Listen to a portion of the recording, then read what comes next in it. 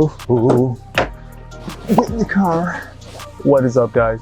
Welcome back to the OmegaGreed YouTube channel, where we do a whole bunch of fun things with cars and we learn how to work on all the cars together. In today's video, we are talking about this Mustang GT, but first and foremost, let's get a nice start.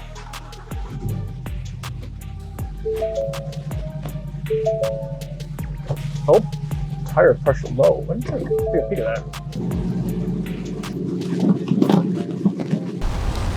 Okay, now that's taken care of. Well, I'm pleasantly surprised. This car has a full-size, not a full-size, but it does have a donut in it. That's actually pretty interesting. I didn't know it was going to have that. That's taken care of. Still not the greatest. I'm going to drive the car.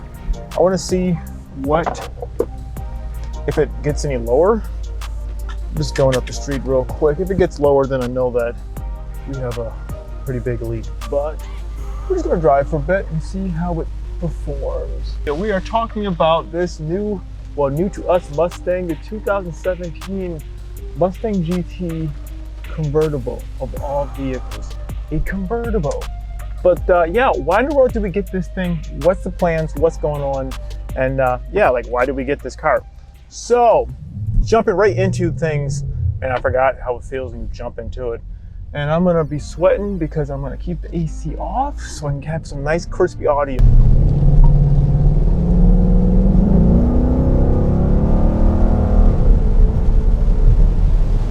But jumping right into things, this vehicle.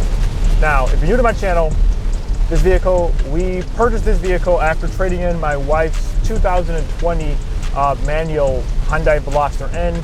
That was her daily driver. We've had that car now for, it's been like over a year, almost 2 years, I want to say. She bought that car brand new, right when COVID first started happening. That was her daily. She had it for a while. It was a great vehicle. I did plenty of videos on it. It was a great vehicle, but it just was time to move on to something different. She wanted something, you know, just different. It was just time. Before she actually bought that vehicle, she was looking at Mustangs before. Back when we were on the East Coast, when we had to deal with weather and everything like that, she was looking at getting a Mustang, so she always kind of liked them. And especially like now, though, that we're back on, you know, well, now that we're on the West Coast, it made sense more, you know, if there's a time that you're gonna daily drive a Mustang, you know, you can do it while we're out here. So that was kind of the like mindset that we kind of came into it with.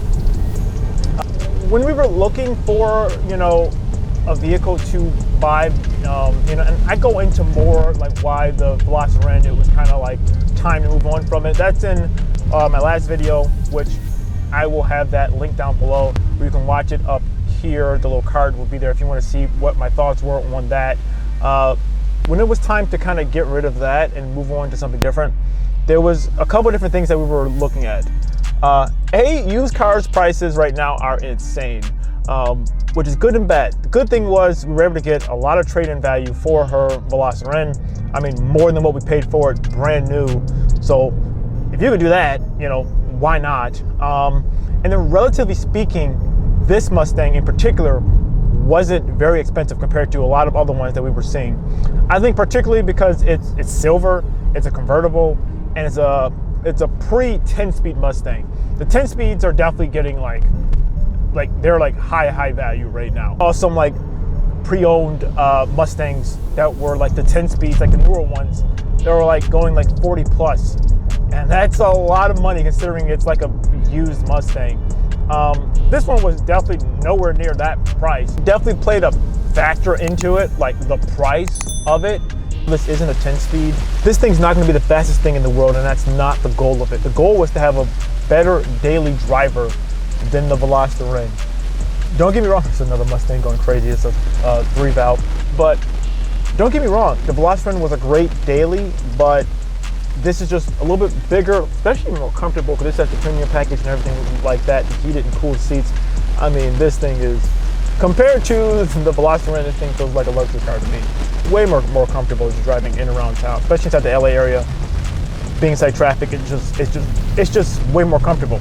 Now I will say, I will go into another, I'm gonna do a whole separate video more in depth, but when we were looking at different vehicles, one of the other vehicles that we're looking at was a EcoBoost Mustang. That one was newer. it was priced honestly like almost as much as this one. Like the price difference was not that much at all. It was newer, but it wasn't as well spec'd. The only thing it had going for it was that it was newer and the color was orange, which Angelia really liked that orange, because I mean, when we were looking at Mustangs like a while ago, she saw like that same color orange before, and she really liked it. That's the reason why we looked at that one as well. But just getting in that and just feeling how it drove, it did not drive as well as the GT. Like that, there's just no getting around it. It didn't drive as well. Especially coming from the Veloster N, getting into the EcoBoost, it didn't feel as special or as unique. We had to put it in Sport Plus mode for it to even like kind of wake it up to even feel, you know, like it was, I don't know how to explain it. We had to put it in Sport Plus mode to even make it feel like it was worth driving. And I know that's probably a terrible thing to say, but to being honest, that's what it kind of felt like. At least like in here, I'm drive this most times just inside normal mode, and it feels totally fine. But I'll definitely go into a more in-depth video, like my thoughts on the EcoBoost and everything like that. But just for like my quick thoughts is, after driving the EcoBoost and then jumping it into here, there was a big difference. Even though the EcoBoost, like on paper, is not like a slouch.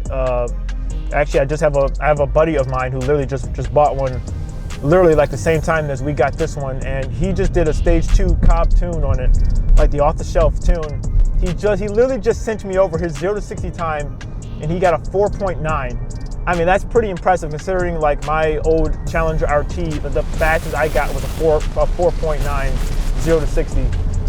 So yeah, you know, I know that they could be tuned, and you know, there's a lot of potential there, but just right off the like back, it just didn't feel as special as this. And I don't want to make it seem like, you know, the Mustang GT is anything like crazy, because honestly it's not. It's, you know, it really isn't. But in comparison, it just felt different, and it just felt a lot better to drive. If we're paying for it, it made more sense to go with the GT. We were looking at some other things, like she looked at a Miata. You know, she did like a Stinger from before, but I kind of was telling, I mean, it kind of, at that point, I was kind of telling her, and like even she was agreeing with me, like if she would have got like another like Kia Hyundai vehicle, she would have been comparing it to the Veloster N, I think, a little bit too much in her mind. Like she even thought about getting like the K5 and stuff like that. It would have been too much of a comparison to the Veloster N, and I think she wouldn't have liked it just because it wouldn't have been as fast as the Veloster N. I mean, she even did think about getting the Sonata N, which we did see some. We saw like some inlines, and we did see one that was a full-on N. They were cool, but after getting from the Veloster N and getting into like that, it just would have been too much of a comparison, to be frank. And like, yeah, it makes sense though. Like she wanted something that was going to be completely different, that was going to be like more comfortable, bigger, and you know, had a step up in power. And for sure, this definitely does. It has a nice step up in power and like the potential of this vehicle, but that's not the end goal. The end goal with this vehicle is for it to be a great daily driver that can still have fun. And so with that, I know there's some things that we are going to be doing to it. I know for sure she wants to get a wrap. After seeing that orange, she wants this car to be orange like that. So she wants to, I know for sure we want to do like wheels and tires. We might have to do tires sooner rather than later. Now considering that this one tire, I'm looking at it, hasn't gone back down, but I need to check to see if it has any holes in it or like a nail or something. So that'll be something we have to do at some point in time. But yeah, you know, definitely like wheels and tires. Want to get a wrap. I know she wants to black out some of the chrome accents on it, and just like make it look a little bit better. The interior, I know this gray like piece, she wants to definitely get rid of that because this thing kind of sucks for sure. You know, there's other small little things like that. I will say though, when it came down to the convertible aspect, we were both torn on it. When you get a sports car and you get a convertible, that takes away from the you know, the stiffness of the actual vehicle. And, you know, it does worsen the handling capabilities of it. But once again, if this vehicle was going to be like 100% like a track car, like we were going to be using this 100%, like this is going to be going, you know, like a true canyon car. I mean, don't get me wrong, we're definitely taking this out in the canyons. I'm excited. I really want to see what this chassis can do out in the canyons, kind of stock, just in its stock form. But if this thing was going to be used like primarily in the canyons or on like autocross, then for sure we, you know, would have got the, you know, the like fastback. But when you start thinking about it in the mindset of it's like a big Miata, it starts making sense, especially out here. This guy has an RX-8. Especially out here where the weather is absolutely beautiful. Having the convertible was actually like really nice, especially like when it gets later out. Drop the, you know, top. You can just go for a cruise. It feels great. And like, I didn't think that I was gonna like the convertible. I think the convertible looks cool when it's down. When it's kind of up, I think this thing kind of looks a little bit goofy, but with it down, I think it looks really cool. Especially if you start thinking about even the older Mustangs, like some of the older Cobras and stuff like that, how they had that, you know, they had the convertible, but they also had that like sport bar too. If you start comparing it to like that, I think it looks actually pretty cool. You know, so I think it just kind of plays into like what you really want. But I think especially like out here, it makes sense to have a convertible. You know, I will say though, if this thing was a manual, this is the auto, obviously, like I said. If this was the manual, I think it would be really fun. But when it came down to this, like we didn't really care. I mean, like we just wanted something that was going to be like a comfortable daily. And like the last car was a manual, and so like it had nothing to prove there. But I think it would be fun though to drive a Mustang GT with the manual. I think it would be really cool. Even though I know people say those transmissions kind of suck and they're kind of weak, but I think it would still be fun to actually drive it though. I'm very curious to see how it would feel. But yeah, I mean, overall though, I think it's a great daily. I'm really excited for it. I can't wait to do more videos on this thing. I can't wait to take this out into the canyons to see how this thing performs in the canyons, how this chassis feels, just like the stock, you know, in a stock form, see what it feels like. And then also I have so many more video ideas talking about the comparisons from this to the Camaro to the Challenger.